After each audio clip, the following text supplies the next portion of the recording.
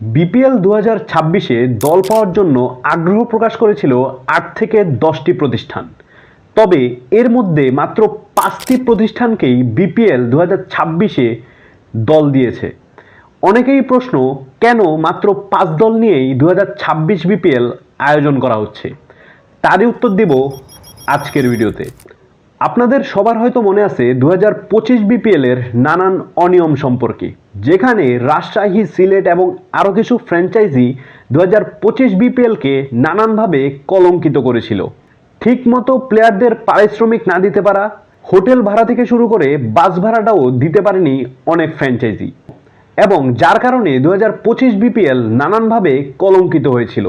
এসব অনিয়ম এবং দাগ মুছার জন্যই বিপিএল 2026-এ এমন কোনো টিমকে দল দেওয়া হয়নি যারা কিনা বিপিএল এবং বিসিবির কিছু শর্ত পূরণ করতে ব্যর্থ হয়েছে।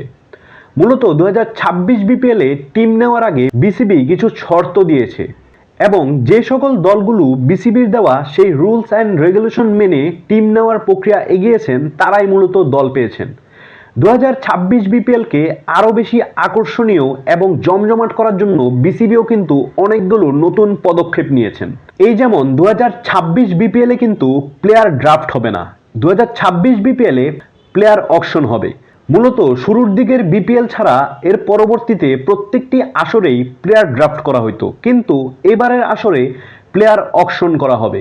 মূলত প্লেয়ার ড্রাফট হচ্ছে, এখানে আগে থেকেই প্লেয়ারদের মূল্য নির্ধারণ করা থাকে এবং লটারির মাধ্যমে নির্ধারণ করা হয় কোন প্লেয়ার কোন দলে যাবে। তবে 2026-এ কিন্তু অকশন হতে যাচ্ছে, যেখানে কিনা প্লেয়ারদেরকে নিলাম করা হবে, যেমনটা হয় ঠিক আইপিএলে।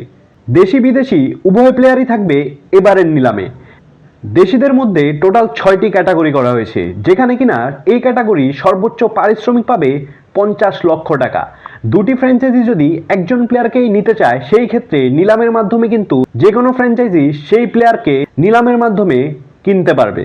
এবং বিদেশিদের মধ্যে রয়েছে 5টি ক্যাটাগরি, এখানে এই ক্যাটাগরি সর্বোচ্চ পাবে $35,000, যেখানেও কিনা নিলামের মাধ্যমে যে কোনো ফ্র্যাঞ্চাইজি ক্যাটাগরি ওয়াইজ প্লেয়ার কিনতে পারবে।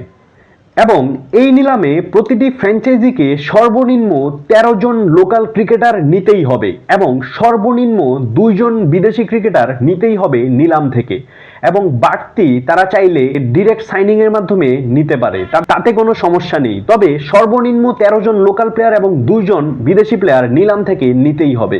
এবং একাদশে সর্বনিম্ন 2 জন বিদেশি প্লেয়ার খেলাতেই হবে, এবং সর্বোচ্চ 4 জন পর্যন্ত বিদেশি খেলাতে পারবে মূল একাদশে।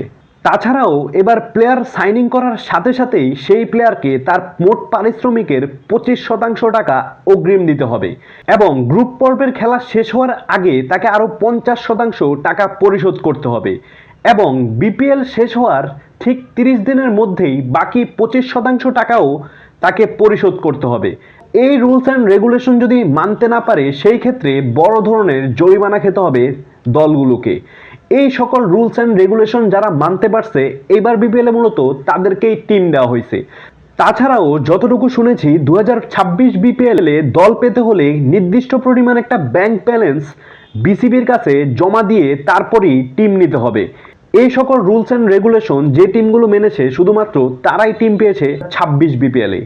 এমনকি আপনি জেনে অবাক হবেন, কুমিল্লার মতো দলও এই সকল রুলস অ্যান্ড রেগুলেশন মানতে ব্যর্থ হয়েছে। অর্থাৎ তারা এইভাবে হয়তো টাকা ম্যানেজ করতে পারেনি, অথবা অন্য কোনো কারণে তারা এইবার বিপিএলে অংশগ্রহণ করছে না, যেমনটা জানিয়েছিলেন বিসিবির এক কর্মকর্তা। তিনি বলেছেন কুমিল্লা ভিক্টোরিয়ান্সও তাদেরকে সময় মতো একটা অ্যামাউন্ট যে জমা দিতে হয়, সেই অ্যামাউন্টটা জমা দিতে পারেননি, যার কারণে এবারের বিপিএলে থাকছে না কুমিল্লা সহ আরও কিছু ফ্র্যাঞ্চাইজি।